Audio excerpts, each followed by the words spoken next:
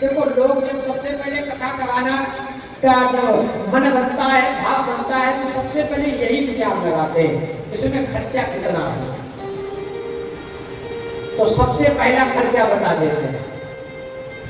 क्योंकि जो सबसे पहली बात है तो वो सबसे पहले बताई नियम के अंतर्गत। तो वो खर्चा ये है कि विवाहे यदिशाम वित्तम तत्शाम परिकल्पये, विवाहे यदिशाम वित्तम तत्शाम परिकल्पये, जैसे कि एक पिता अपनी बेटी के विवाह में जितना धन खर्च करता है भावना के अनुसार, ऐसे ही भागवत की कथा में उतना ही धन खर्च करना चाहिए।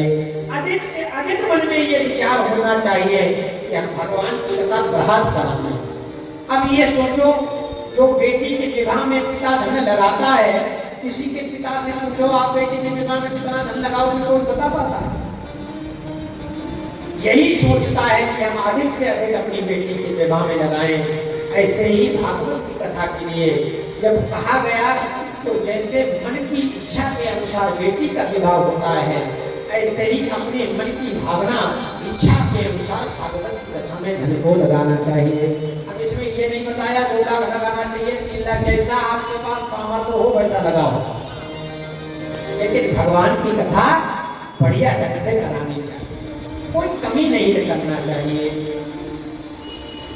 बोले महाराज बहुत अच्छी बात है। अब ये बताइए कि इस कथा में नियम अन्य और क्या क्या है? खाकर के कथा सुननी चाहिए कि फलाहार रह के कथा सुननी चाहिए? कहते देखो वैसे तो फलाहार रह के सुननी चाहिए, लेकिन अगर कथा सुनने में विक्षेप हो रहा हो, कोई समस्या हो रही हो, तो फलाहार की कोई आवश्यकता नहीं है, फलाहार रह के कथा सुनो। बोलो राधे राधे। और एक बार से काम ना चल रहा हो तो 2 बार खा के कथा सुनो, 2 बार से भी काम ना चल रहा हो तो 3 बार खा के कथा सुनो।